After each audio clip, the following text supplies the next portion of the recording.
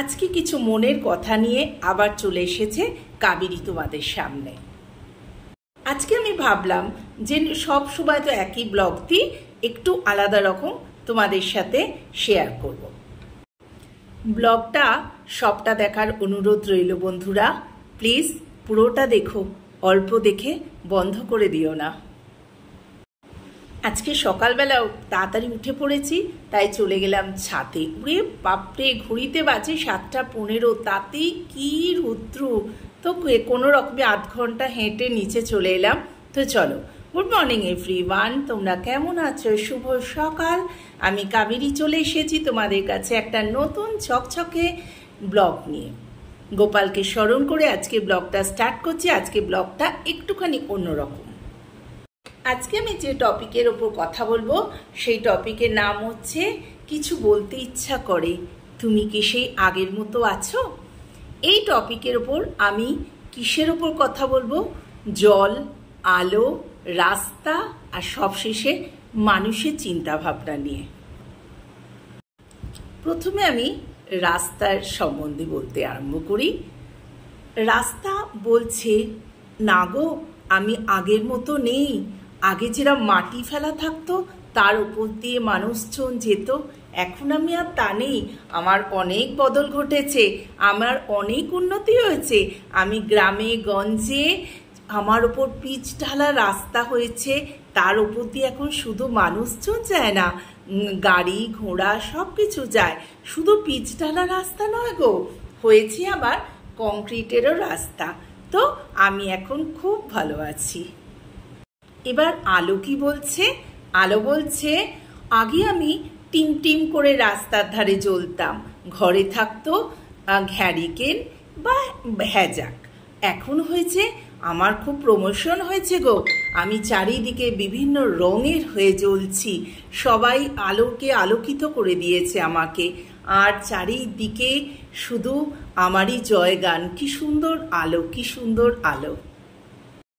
এবার জল কি বলছে? জল বলছে, আগে আমি একটা সীমিত জায়গার ভেতর আটকে থাকতাম বন্ধুরা, কোথাও খাল বিল এরকম। এখন আমার জলের অনেক উন্নতি হয়েছে, আমাকে পৌঁছে দিচ্ছে ঘরে ঘরে, পাইপ লাইনের মাধ্যমে আমি সবার ঘরে চলে যাচ্ছি, আর আমাকে ছাড়া কারোর কোনো কাজ হয় না। যেহেতু আমার জীবনে অনেক বদল ঘটেছে, আমি অনেক উন্নতি করেছি। আর এই যে চারিদিকে জল, আবার ছাদের উপর ট্যাঙ্কও বসেছে, তার ভিতর কিন্তু আমি আছি। জল ভর্তি না থাকলে তবেই মানুষের উপকার হচ্ছে, আর এই গরমের দিনে আমাকে তো তাদের প্রয়োজন। এবার লাস্টে আসি, আমরা মানুষ, আমরা অবশ্যই মানুষ, আমাদের অনেক উন্নতি হয়েছে, শিক্ষা দীক্ষা অনেক কিছুই আমাদের উন্নতি হয়েছে। এবার মানুষ কি বলছে? মানুষ বলছে, তবু একটা দিকে আমাদের ফাঁক রয়ে গেছে। কি জানতে চাইলে সে উত্তর দিচ্ছে, আমরা স্বাধীন তো হয়েছি, কিন্তু বাক স্বাধীনতা আমাদের আসেনি। সেটা যদি বলি সবাই হাসবে, বলবে আরে বাক স্বাধীনতা নেই, এ আবার কেমন কথা? সেটা নয়।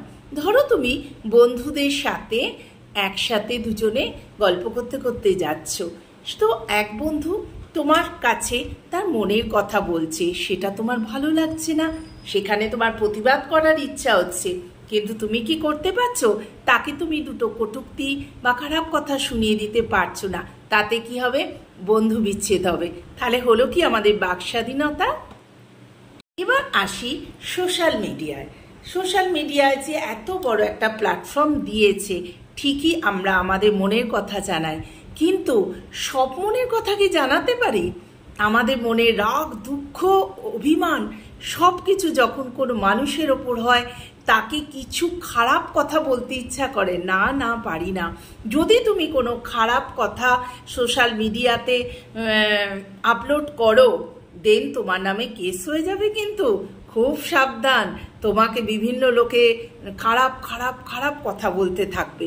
তাহলে বন্ধুরা, কি করে আমরা বলবো আমাদের বাক স্বাধীনতা হয়েছে? মনের কোণে আমাদের ঠিক একটা জায়গায় এমন কথা জমে থাকে যেটা আমরা কারোর সাথে শেয়ার করতে পারি না। চলো, গুড বাই। আজকের মতো এইটুকু রাখছি। তো ব্লগটা ভালো লাগলে তো do like share and subscribe my channel. Please please ভালো লাগলে বন্ধুরা তোমরা তোমাদের আত্মীয় স্বজন সবাইকে প্লিজ একটু শেয়ার করে দিও। আমরা অনেক কষ্ট করে বানাই, অনেক চিন্তা করে বানাই, এইটুকু তো তোমাদের কাছে আমি আশা করতে পারি। তো আমি জানি আমার যারা সাবস্ক্রাইবার বন্ধু তারা ঠিক আমাকে ফলো করবে, আর অবশ্যই যারা করনি তারা সাবস্ক্রাইব করে দেবে। তো কাবেরী জীবন কথায় তোমাদের টাটা, এখানেই স্বাগত, টাটা।